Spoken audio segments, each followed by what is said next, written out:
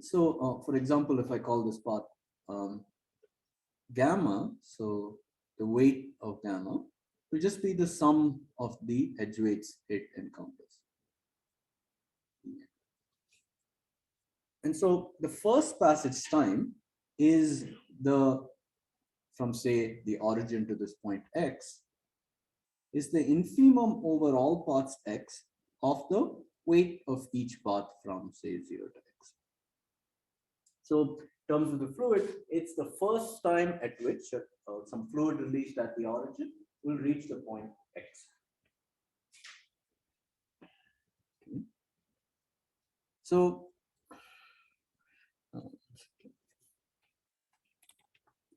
So essentially, I should just mention some notation here. The origin, I'll usually just suppress it and write it as T of x. And just for convenience, this just means the nearest lattice point to x, if x is a point in RT. This means nearest lattice point.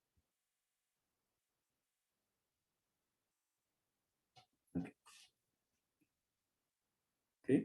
So the video that we saw was of this random set RT that I'll define. It's just the set of points on the lattice that you can reach, that the fluid released at the origin can reach by time t. In other words, the first passage time to the point x from the origin is smaller than or equal to small t. Okay. And we saw the evolution of this set in this video. And what we're sort of interested in is some sort of limit for this as t goes to infinity.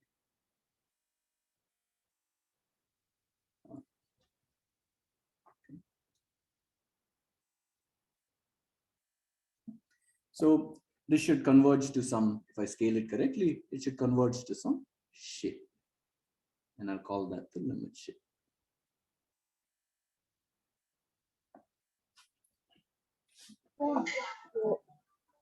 Sorry, did you say you are using subadditivity or something? I forgot. I didn't hear that one. Not yet, but I'll say it in a few minutes. Okay.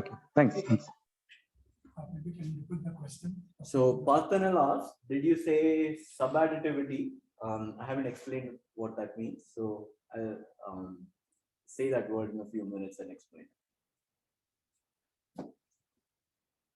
Okay, so the example where we saw first in the video was of the weights were distributed uniformly in the interval 0, 1. If I draw the density function, it means every point is selected with equal probability. And the shape sort of looks like this. It sort of looks like a circle. Okay, so what I'll do is I'll let time run off to infinity. So these surface fluctuations look really small, numerically speaking. And then I want to look at sort of the limiting shape where all these surface fluctuations go away. So it looks like a ball. This is the limit shape. So the question is, what exactly is this limit shape? And here's a good argument. So you take two independent random walks on the lattice. Maybe they go plus minus 1 on the x-axis with equal probability and plus minus 1 in the vertical direction with equal probability. And in this, if you rescale this by the central limit theorem, this goes to a two-dimensional Gaussian. So the density of a Gaussian is, of course, in 2 dimensions, e to the minus x squared plus y squared over 2 divided by 2 pi. So used to write it square root, but 2 pi. And somehow you've recovered a rotationally symmetric distribution, right? And it's forgotten the structure of the lattice, forgotten whatever steps of the random walk you put in, and the limit is a circle. So one should expect the shape to be a circle as well. So anyone who thinks it's not a circle? I mean, or is that argument convincing? Show you. So here I've superimposed a circle on this limit shape, and you can see it's not a circle. just numerically speaking. It's not true, of course. So this is showing some different phenomenon where it seems to be depending on the structure of the lattice. It's remembering the structure of the lattice. It's not exactly a circle. Okay. So let me show you another example. Here I have a different weight. So I'm saying there's an atom at the point 1, meaning the probability that the weight equals 1 is some positive number. I'm showing the density function. This is bigger than 0. So with some positive probability, it can take the value 1. Otherwise, it's sort of takes any value between the interval 1.8 and 2. It's arbitrarily chosen. So let me show you the video of this process. Full screen.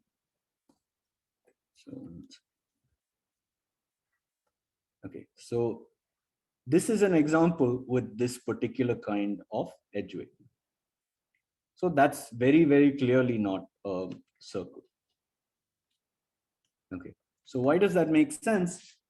If you just take a lattice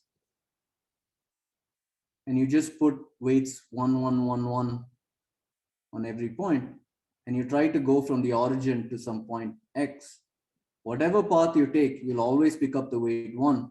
And what you'll see is the little L1 norm many weights of X.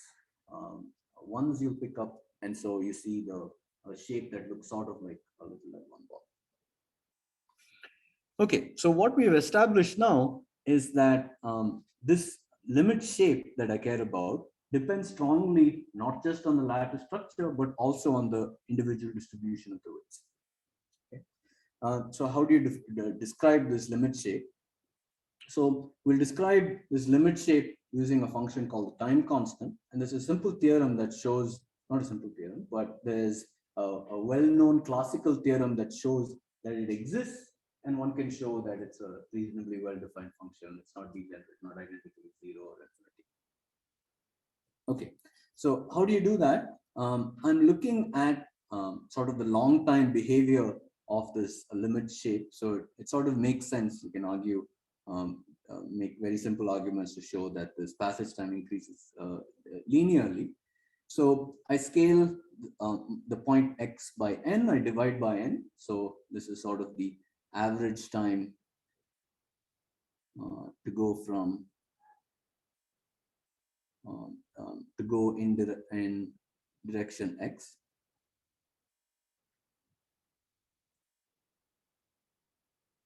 And then I also noticed that this passage time satisfies the triangle inequality. So if I have 2 points X and Y, the passage time from X to Y is smaller than or equal to the passage time from X to Z, and plus the passage time from Z to Y. That's because the optimal path doesn't have to pass through Z.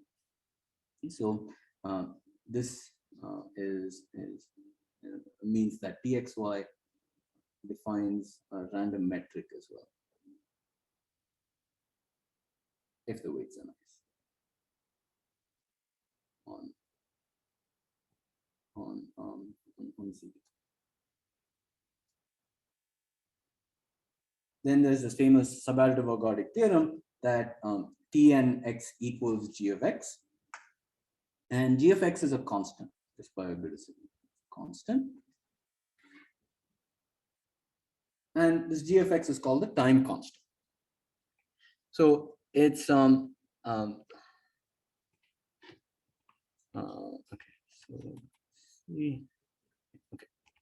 So g of x is called this time constant, and this limit shape that we saw is simply the level set of this time constant. G of x equals 1 and level set.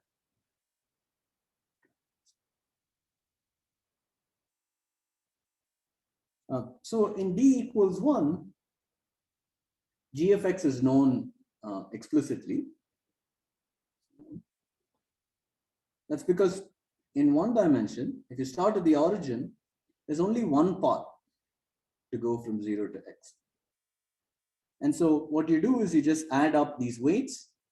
So T0x is just a sum of tau I equals 1 to x. And this is an IID sum. And the law of large numbers says that this should behave like the expectation, which I'll just write as mu times. Oh, this is getting I see. It's okay. I'll move this. Yeah, let me write it here. So T0x is equal to summation I equals 1 to x of Ti. And this, by the law of large numbers, is mu times x, for large x. Maybe I'll just write it this way. Plus sigma x to the 1/2 z, where z is a Gaussian by the central limit theorem.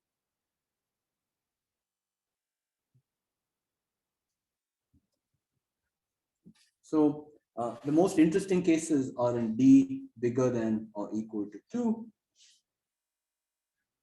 Nothing or very little is known about g.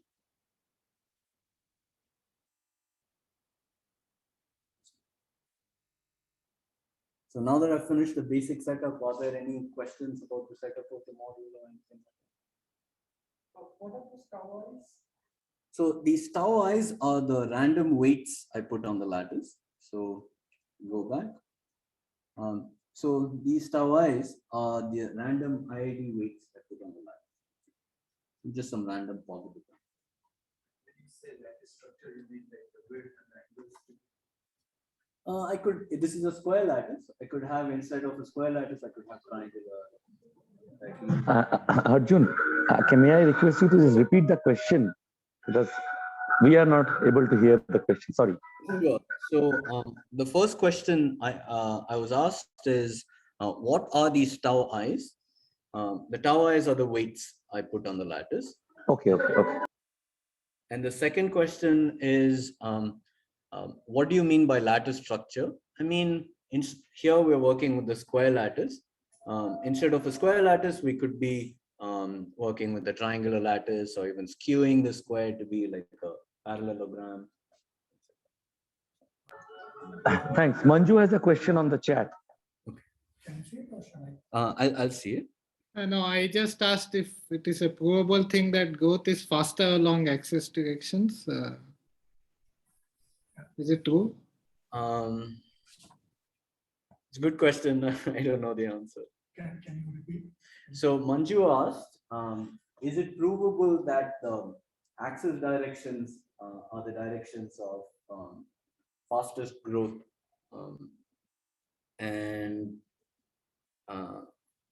Yeah, I don't know the answer. Seems to be related to a slow bond kind of question, without explaining too much at the moment, but I don't know. Yeah. So, one of the lines that, like, when you showed this video, I was thinking of the following thing that I let this walk around till some point. Like, can you go back to the formula where you show what the TNX exactly is, and the GX, the shape? You mean this R sub T? Right. So,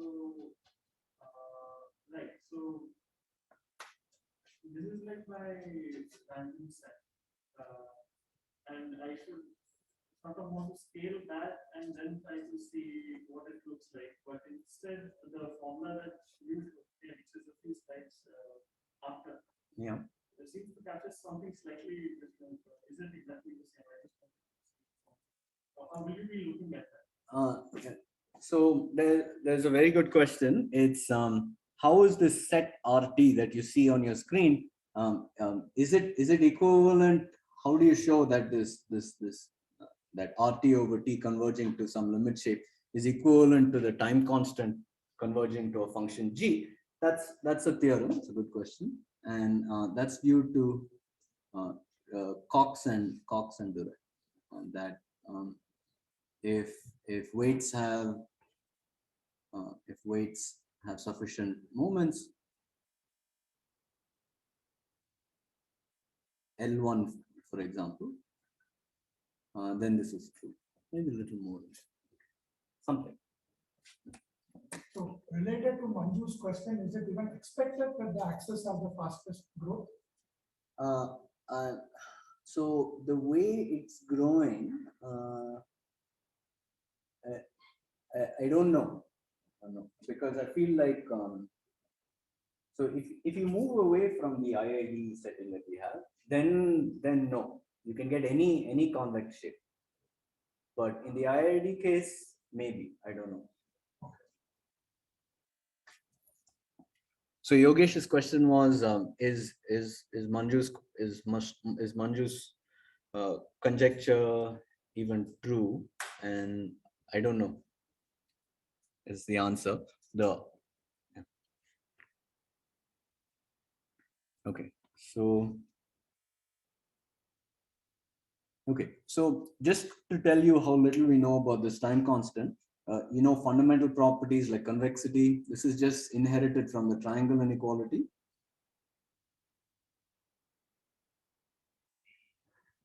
And making sure degenerate cases where this g of x is either 0 or infinity are known. It's related to classical percolation that I'll talk about in a second. It's known that it's not a Euclidean ball in high enough dimensions. For the special edge weight distribution where you have a huge atom, we know that it has these flat spots. We saw the shape that it looks like this. So this would be a flat spot. It's linear. However, the shape is differentiable at the edges of the flat spot. And knowing that this function g of x, or equivalently the limit shape, is differentiable is a big open question. Is differentiable? Do we know it's like a uniformly curved? And so on, are big open questions in the field. And this model was introduced in the 1960s by Hammersley and Welsh. And it's been open to say anything nice about these functions, g of x, because the problem is the subarachnoid-ergodic theorem is non-constructive. Okay, so one reason to be interested in this problem is that it's hard. But there are other reasons, and that will be related to this so-called KPZ growth that I'll talk about soon. Okay, so there is one special version of this model that I'll mention where things are known explicitly. Here now you restrict, you're still working on the lattice, and here I'll restrict myself to 2 dimensions. And I'll allow paths to go only up and right, meaning so this red path is allowed, but this blue path is not allowed. And otherwise, the model is pretty similar. Total weight of path is just the sum of weights it encounters, and the last passage time is now the maximum over all paths from say 0 to x of the weight of each path. So that's right as g0x. Okay.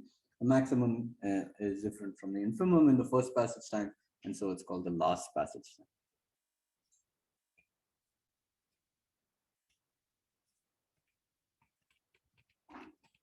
Okay, so when these weights have 2 special distributions, the exponential distribution. So weights are still on edges, right? Not on vertices. Either way is fine, but in this particular solvable case, I require weights on vertices. So Yogesh asked, does it matter if the edge weights or vertex weights? And in this particular solvable case that I want to talk about, they have to be vertex weights. These weights could be exponential or geometric. And in this case, this time constant is known explicitly. It's just in 2 dimensions. So I'll write it this way. It's mu x plus y plus 2 sigma square root of x. So x y bigger than 0. So somehow this is the only solvable case where you can determine the time constant. So these computations go, sorry. So this is the last passage time, the limiting last passage time. The analog. So I should say this is just the limit n going to infinity of g0 nx divided by n into g of x. Okay, so the same thing. You get a super additive ergodic theorem, and you can determine it explicitly. This is the only case in which you can explicitly write down what this function. And the question is whether it's the connectivity constant. So no, so g of xy and mu is just the average edge weight, p0, and sigma is the variance of mu and sigma will be mean and variance. So these distributions that are chosen, is it due to some low memory property or something? What property? The distributions that are chosen on the matrices, Yeah. no memory property or something. Yeah, it certainly plays a role in the computation. So the question is, what's special about exponential and geometric, and is it related to the memoryless property? Yes, it aids computation. So there are many ways to compute this g of x. So you can, originally it was computed by Rost using some particle systems approach. And there are many other ways through queuing theory, and also more importantly through asymptotic representation theory. So can you couple it in some queuing system? Is it? Yes. Okay. So Parthanel asks, is it coupled to some queuing system? It's exactly just a first in, first out queue, a bunch of queues arranged in a series. I don't have the time to go into the exact connection, but I can tell you after the talk. Thank you. So this going back to Manoj's question, here since we know the model, is it actually seen that the growth is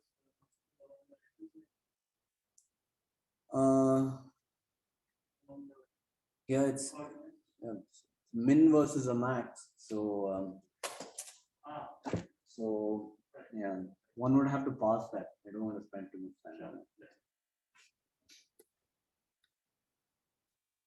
Okay. So let me tell you some things about why we should care about this model. It seems very sort of, very niche. Is it enough to just say it's a hard problem, or why do we care about this model? We've already talked about the first asymptotic of this model. As x goes to infinity, it goes to this time constant. Next, I also, on part 2, I'll talk about the fluctuations of this model. Remember, in d equals 1, I talked about tx being just mu x plus sigma x to the 1/2 z, where z is just a normal random variable. Okay.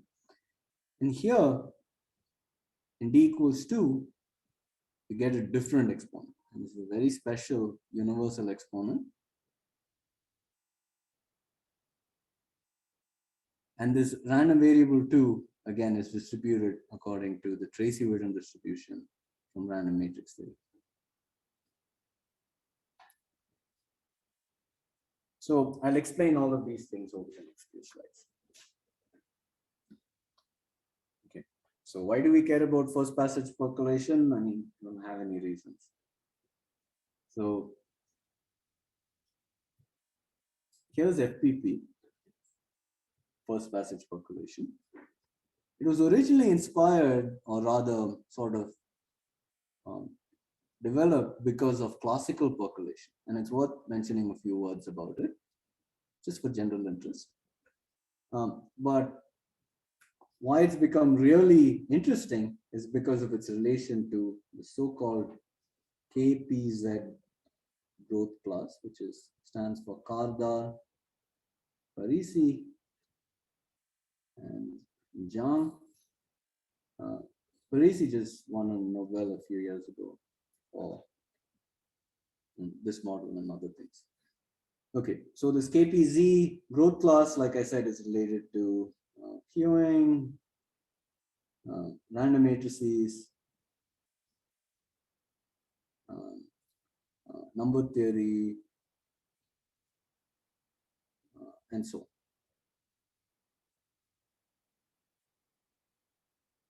on. In the interest of time, I'll just briefly mention what these things are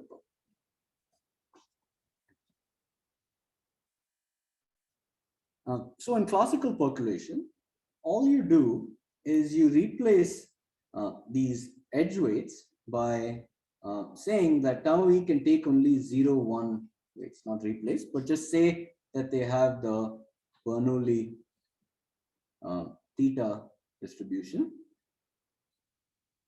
meaning the probability that tau e equals 1 is theta. So the kind of question that people were interested in is whether you can connect the origin. So I should say edges are called open if the edge weight is 1.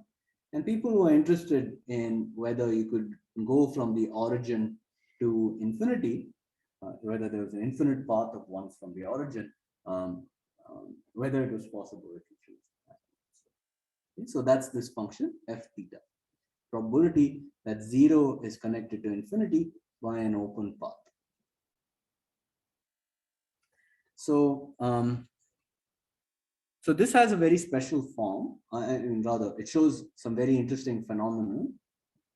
And it turns out there's some PC such that f theta is 0. There's no path connecting the origin to infinity, and suddenly it jumps to being positive for p bigger than pc. And this was an example of a phase transition.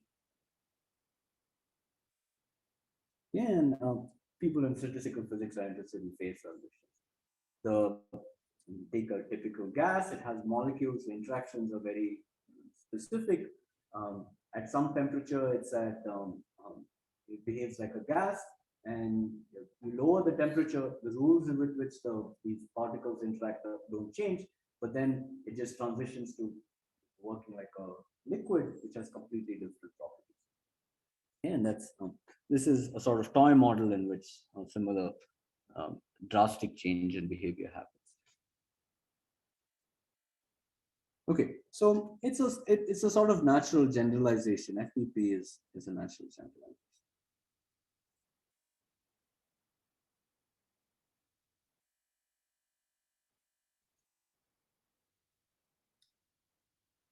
Okay, so now this KPZ growth, this other thing that's I mentioned, it's related to FTP. And it talks about a growing interface. Okay? So imagine, these little blocks are falling from the sky, and it's sticking to the previous blocks. So instead of imagining, I'll show you a video in a second. So this video is on YouTube. Let me just mute the audio. Okay, so okay, so these blocks are falling and some random interface is growing, and sort of like that. Okay? Blocks are falling and some random interface is growing. It's a model, like you can see similar things. He says it's inspired by forest fires and so on, where oops. Yeah, there. Okay, so you see there's a forest fire, it's invading, it's sort of a model for the growth of a random interface, the burned region and the unburned region. Okay, so it's like a random interface, and this is supposed to be a model. Okay, so interestingly enough, so let me say, now I'm interested in sort of the height of this interface, the height function of this interface. I'll call that HTX. And it turns out that HT0 at any point grows as CT plus and shows the same sort of universal behavior that I mentioned earlier. So this special KPZ exponent shows up. And this is the Tracy-Ullman distribution. So you can think of a continuum version of this growth, which is what Kardar-Parisi-Zhang wrote down. And they wrote down a PDE that looks like this: x squared x. So plus 1/2 x squared plus God. This is called space-time white noise, and it's sort of the randomness forcing this PDE.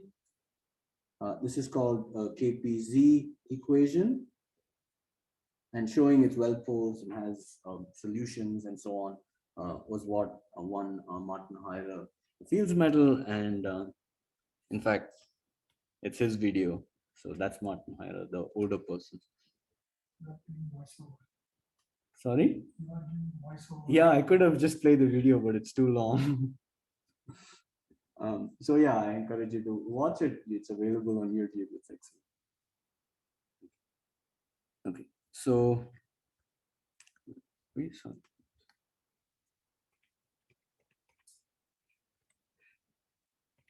okay. Okay. So next, I'll give you a brief review of random matrices. I want to see how I'm doing on time. Okay, so a brief review of random matrices. So a random matrix was developed to be a model for a neutron scattering experiment. So what you do is you just put in some random variables into an upper triangular part of the matrix, so on. And then you just copy them down here. I'll call this matrix A. And so A is equal to A transpose. And so it's symmetric and has real eigenvalues.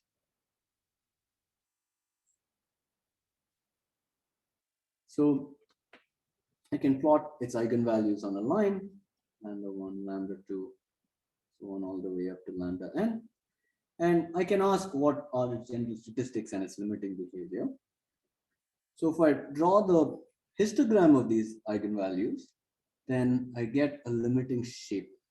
So this would be the histogram of both rows as n goes to infinity. And this turns out to be a semicircle, and it's called the Wigner semicircular law. Now, interestingly enough, lambda n under the right scaling also grows as c times n plus sigma n to the 1/3 c, like c is Tracy-Ullman. So again, somehow completely unrelated circumstances, and the same distribution shows up. So, for example, you can look at universal objects. For example, what's the distribution of these gaps? These gaps are random, and I'll show you a picture of these gap probabilities. So, so these nuclear energy, so this quantum experiment is supposed to model is this histogram. So this is this physics neutron scattering experiment. And GOE is this Gaussian matrix I just described.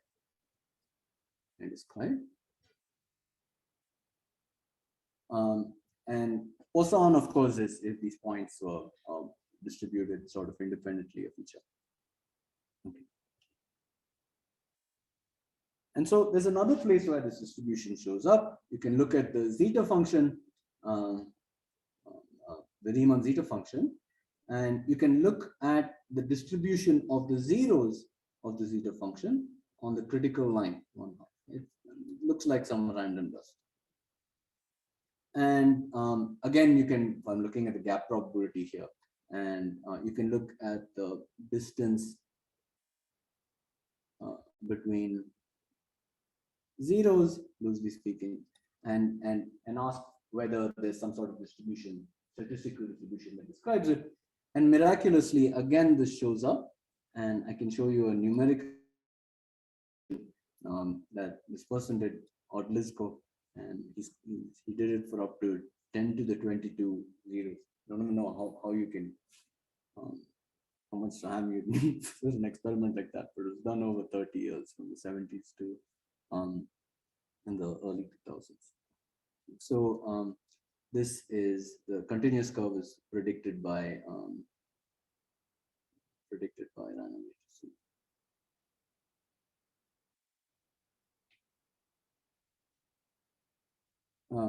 So it's worth mentioning at this stage that the only feature that we've seen that these KPZ growth models and first passage percolation and so on, that it shares in common with these random matrices and the Riemann-Zeta function and things like that appears at this edge of the spectrum. It only has to do with the largest eigenvalue. And you might ask, is there some sort of analog of the gap probability or something like that, first passage calculation? But that's an interesting question. Okay, so now I want to return to the time constant. Are there any questions at this stage about why this model is interesting?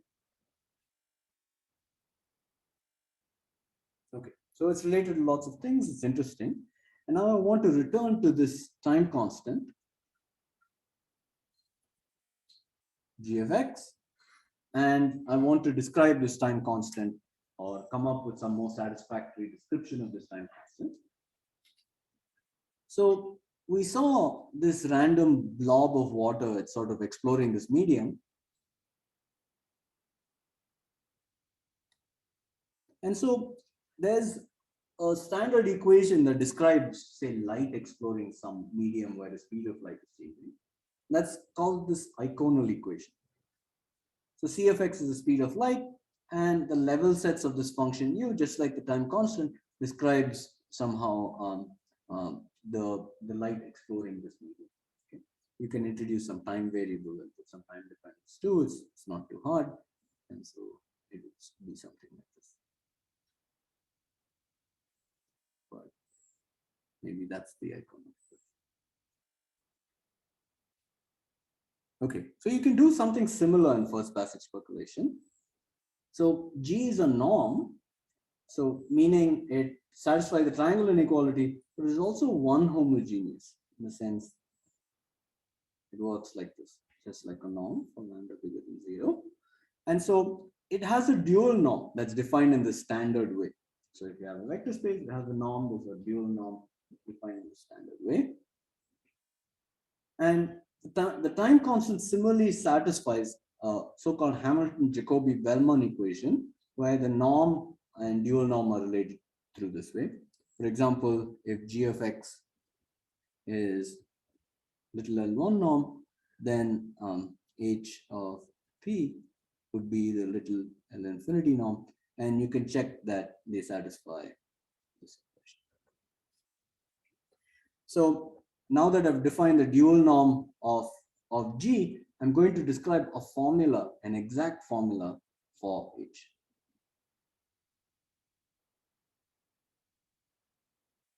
And exact formula for H is equivalent to giving an exact formula for G. It's just a little more cumbersome to write it in terms of this way. Okay, so this exact formula for H is a min-max principle. If you've seen this before. You know?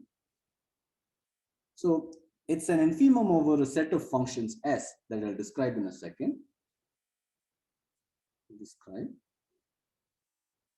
of the max of X and ZD of this sort of random Hamiltonian that I've also described.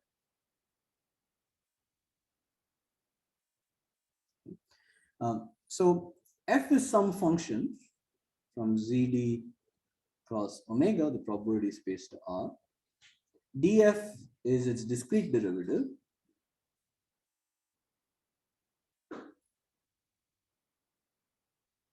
And omega is represents the randomness, and it'll show up here.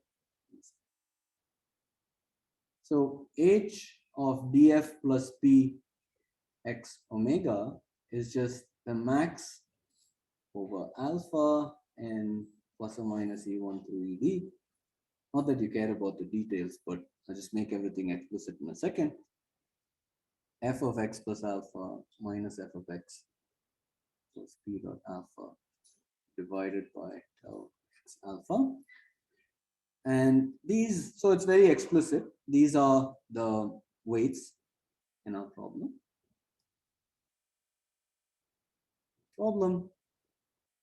P is just a parameter, and this df is just a set of functions we optimize over. So I'll just describe the set of functions in words. It's a set of functions with stationary derivatives. Stationary means zero derivatives. That's all. I won't explain these words and get into many of the details. But now the advantage of such a representation is that there are no ends in my problem anymore. I have an explicit description of my limit object. If you know some large deviations, G of x time constant is a random variable, is it? Or, it's a constant. right, but then h of p is deterministic. Deterministic. So this is equal almost surely. Okay. So So it means that this thing is a random constant actually. it's a constant. Even though there is a omega, it's a constant. Once you choose the right function, it's a constant. Once you Okay. choose the minimizing function, it's a random function, set of random functions with stationary derivative Okay. means zero. Okay. And so Yogesh asked an interesting question: Is HP a constant? It is, and the interest here is mainly in the minimizing functions f. They are very special, and we'll talk about them soon.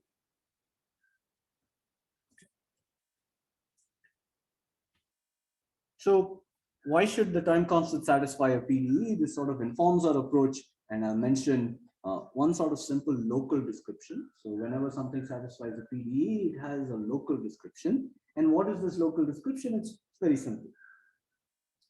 So the time from 0 to x, if the tx is the time from 0 to x, then it's equal to the time to get to one of the neighbors of x plus the extra edge weight it encounters, and the fluid will choose to take the best such neighbor.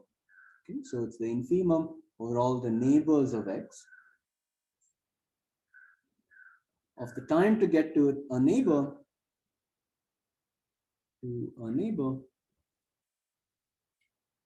plus the extra edge weight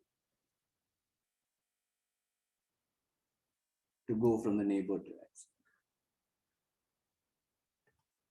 Okay, so you can manipulate this. You can take this t of x inside. You see this df showing up, and this was in fact our random Hamiltonian. I'm saying Hamiltonian because they show up in this Hamilton-Jacobi equations. Okay, so you introduce scaling, you take a limit and show there's a limiting PDE that solves it. So that sort of informs our approach, and we can sort of ignore it if it's not that interesting.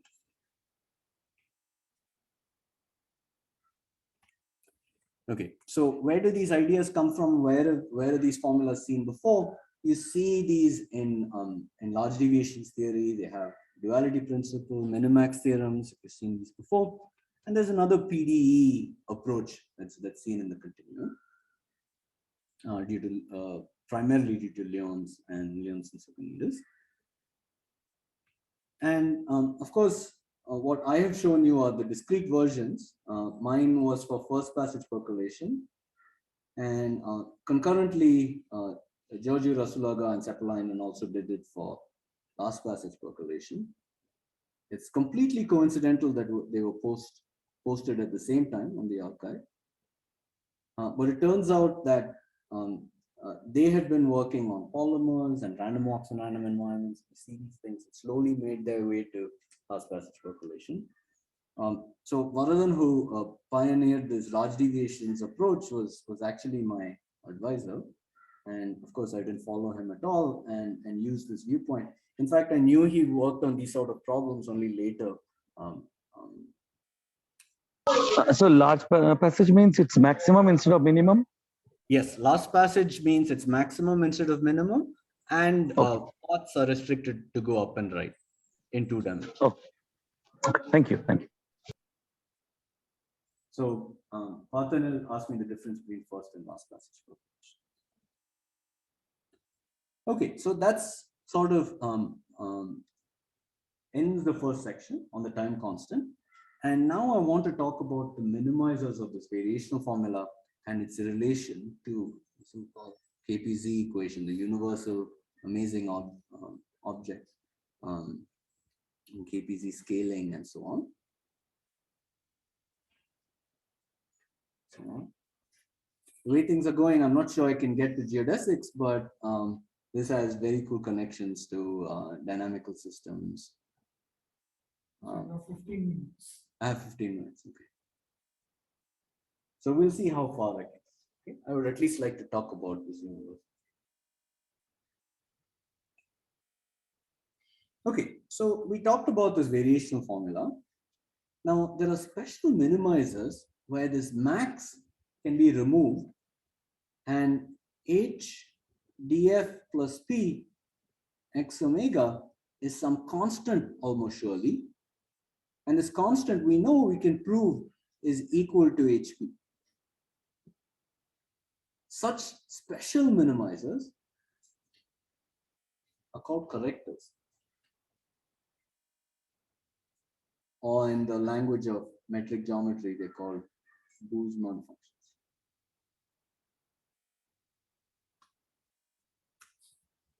Okay. Okay. So what are these Busemann functions? Where do they come from? So I somehow have to discover some sort of gradient or something. No problem.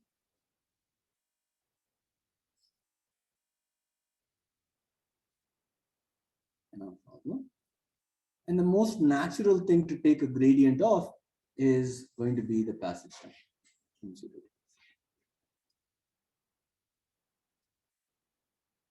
And I'll show you where it comes from. Again, it comes from this dynamic programming principle. That is local description of this passage time that I described it. Okay, so 1 second.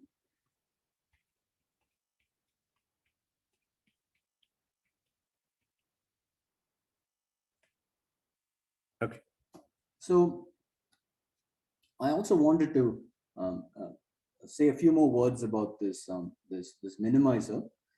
This minimizer is like a gradient, but I can also think of it as some sort of random vector field. At each point, I give all the components of this BF. That's well, not exactly vector field, but random field of some kind. Okay. So here's where we get to take the gradient of this passage time. So I just moved the t of x from the left hand side to the right hand side. And now I have a gradient like object dt of x, dt of 0x. And it's sort of equal to 0.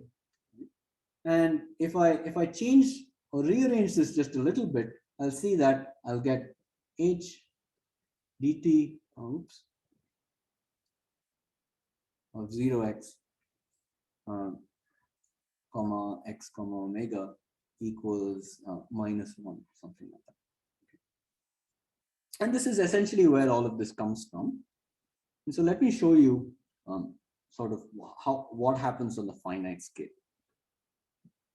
So this is the origin. I'll call this point say, Zn for a reason I'll explain in a second. And then these are the weights.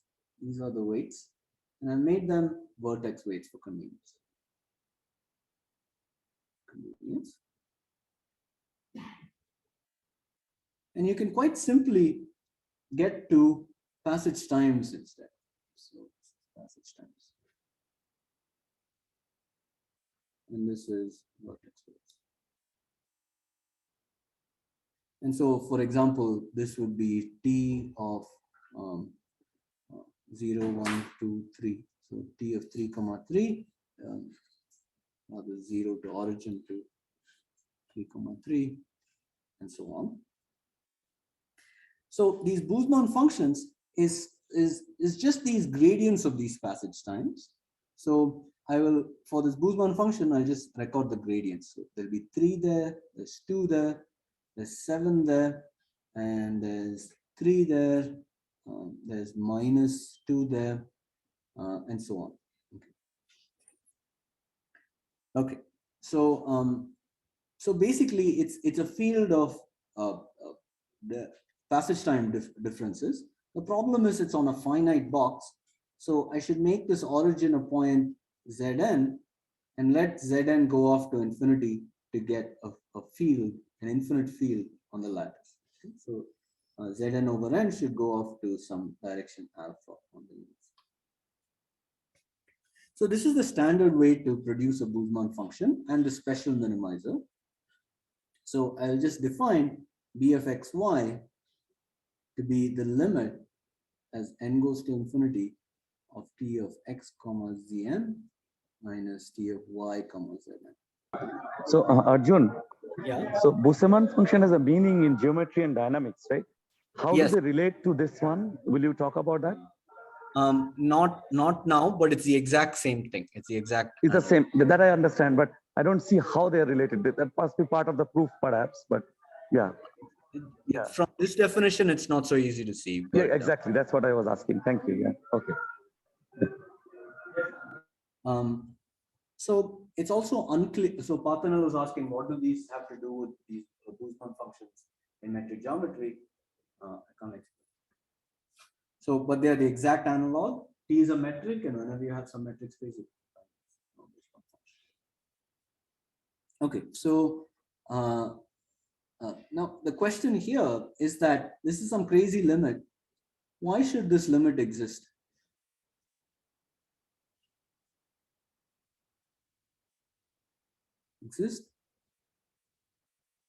One can show that these limits exist if g of in this direction alpha is differentiable. If g prime exists, a gradient g. Sorry? Oh, okay. So this limit exists if grad g of alpha exists. Okay, so g is some convex function. It can have a corner. I'm saying it shouldn't have a corner. There are no corners. Then this limit exists.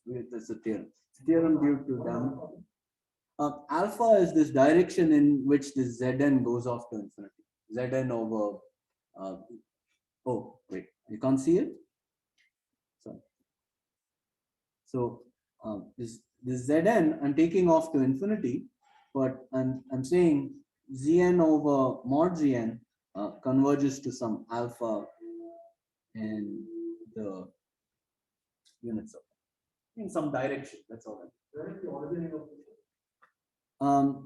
So the origin is somewhere. We don't care. Just fix 2 points x and y. So Shiva was asking, where is the origin in my picture? It's somewhere. But I just fixed 2 points x and y. I draw a large box around it, and I look at the passage time from x and y to some Zn that's going off somewhere to infinity. In this way, I can define, so x and y are fixed, there's no n in it, so I get a big random field, and the gradient of this is the Busemann function, and that's my special minimizer. So is alpha the minimizer of the above minimization problem also, or? Alpha, no, so It's maybe, not. It's not. I'm sorry, maybe I should call this. Yeah. That's why I was asking. It's not, right? It's just a different notation. Okay. Thank you. Thank you. I know something like that. Like that.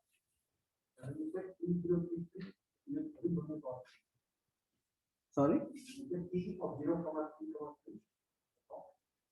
So that should be, I originally said that this was the origin, and then I will relabel this to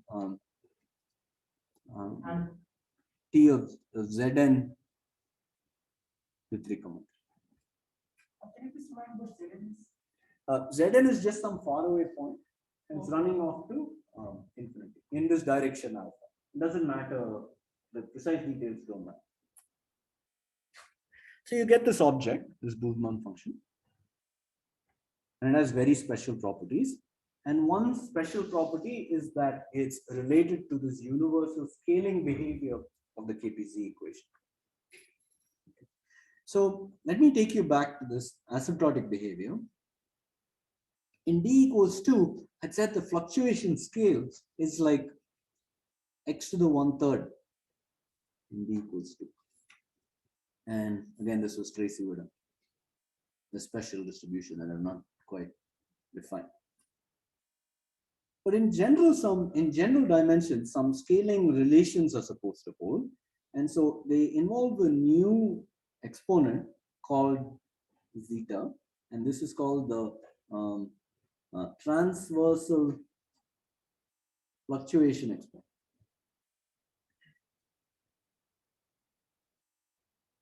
Okay. So what is this transversal fluctuation? So I'm in a random metric. I can look at the geodesic, the minimizing path between 0 to x, and I can look at the size of the deviations of this minimizing path from the straight line joining 0 and x. And this maximal fluctuation is supposed to have this sort of behavior. It's unproven. This is showing that these exponents exist even is open.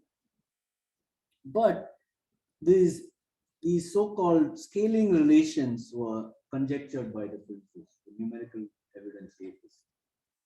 They're also universal. They show up everywhere, and they're independent of the edge weights or the details of the lattice and so on. So this has been quote unquote proved, but proved only by assuming very, very strong things about the existence of the exponent and about the regularity of the time constant. So this is challenge. And the second relationship is the one that Busemann functions are related to. Busemann functions. Comment here. Okay. And to show you why, I have to go back to the solvable model of last passage population. So something incredible happens here, and we'll try to explain it. So, so this is my g of zn comma x, and this is my g of zn comma y. And of course, the Busemann function is the difference between these two things. Just to remind you, in the solvable model, these weights are all IID and exponential, and paths are only allowed to go up and right, upright paths. And I take a max. I'm looking at the last passage time instead. But of course, everything works similarly in this.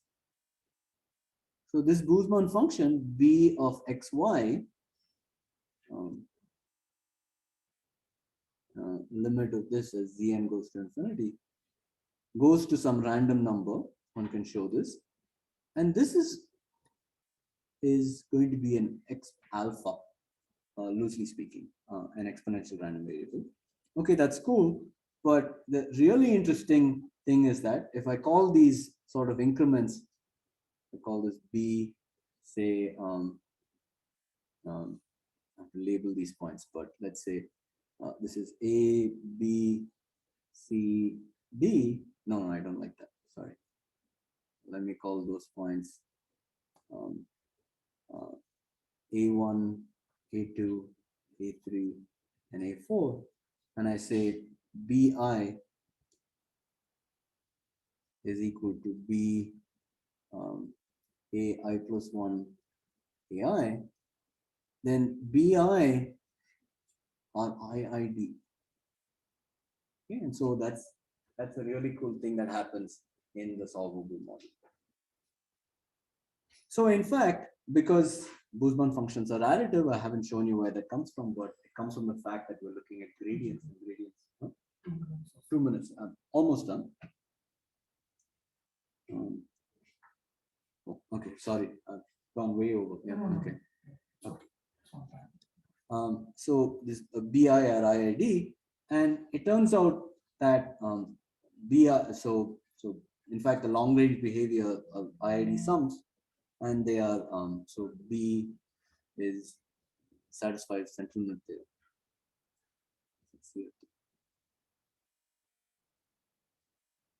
Okay, and so the conjecture is that this is true in general, away from all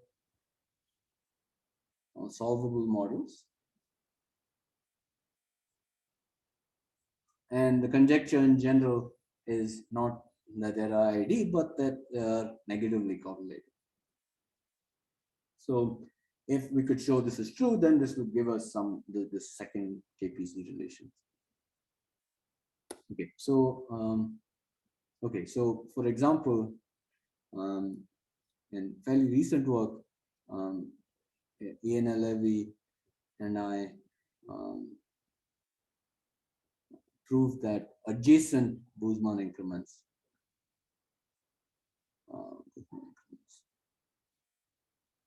are negatively correlated.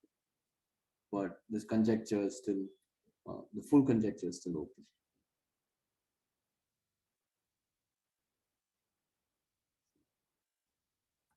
Loosely speaking. So what I couldn't get to talk about was this geodesic behavior, and that's his most interesting part. I usually like to talk about, but let me skip all of that and just summarize and say there's a problem of the time constant. Talk about its regularity, g of x, regularity and curvature. Then I want to talk about this existence of minimizers and this variational formula. All of these things are open, and through the behavior of these minimizers, through the behavior of these Busemann functions, we want to show this sort of universal KPZ. Yeah. And this last part I've not been able to talk about, but it's also related to ergodic theory and a very interesting part. So I'll stop here. Sorry for going over. No. Thanks a lot, Arjun. We'll stop the